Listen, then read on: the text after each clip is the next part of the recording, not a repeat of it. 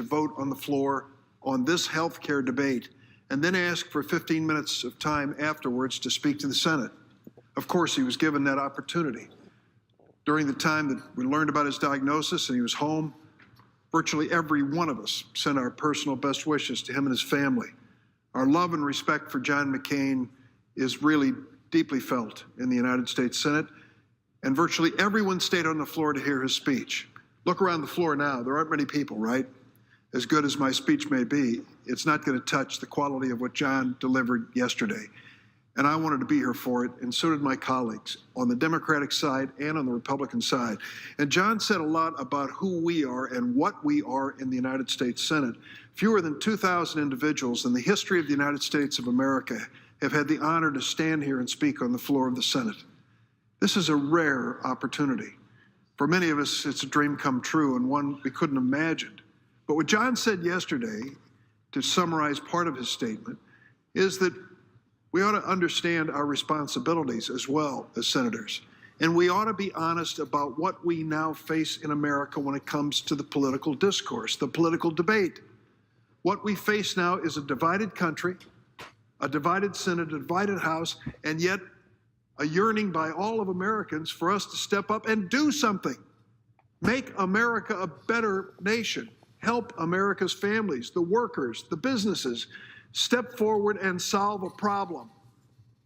And John reminded us yesterday that to do that, we needed to move to what he called the regular order. It may not mean much to those who are just watching this debate and don't follow the Senate closely, but the regular order is to introduce a bill into the Senate, send it to a committee, have the committee staff review it, experts take a look at it, call for a committee hearing so that the American people can see what's in the bill, debate it back and forth at the hearing, then have members offer amendments, changes.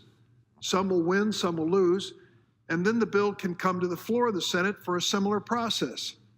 It's an open, public process. That's what regular order is, and that's what John McCain spoke to.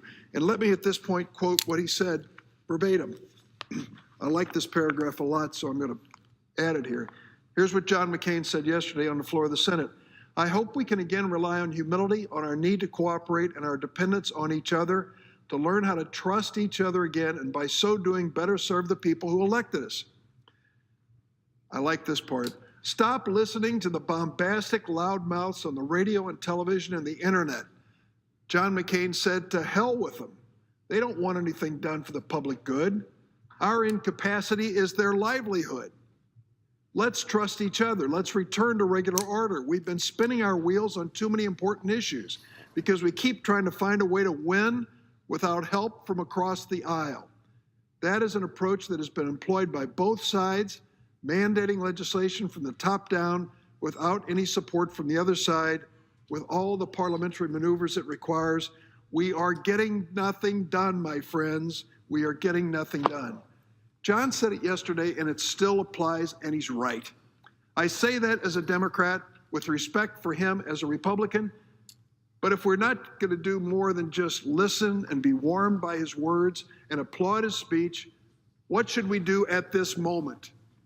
It's pending before us on the floor of the United States Senate is legislation that will change health care for every single American, every one of them. It'll change it for us in the Senate, but it'll change it for the 12.5 million people I represent in Illinois, too. Every one of them will be changed by this bill. What's in this bill that will change it? We honestly can't tell you. The bill has not been written. We aren't able to see it. We were being told that before the end of the week we'll actually get a copy of the bill. I'm not making that up. We have tried several amendments on the floor, and they've failed. One has failed, and several are likely to fail this afternoon, but there's no bill before us. We can't explain to the American people what this is ultimately going to be, except in the most general terms of what's been debated. That is embarrassing. It's embarrassing on the floor of the Senate. What we should do is take this critical matter that affects every American and every American's health care, send it to a committee, the Help Committee, chaired by Senator Lamar Alexander, Republican of Tennessee, Ranking Member Patty Murray, who is a senator from Washington, the Finance Committee, Senator Hatch of Utah, Republican, Senator Wyden of Oregon, Democrat. They need to sit down and look at these bills carefully. Let's not make a mistake at the expense of the people who sent us here. Let's stand up for sound, thoughtful judgment. Let's stand up for a Senate that works as John McCain challenged us. Is that what the American people wish? I think it is, at the heart of all of it.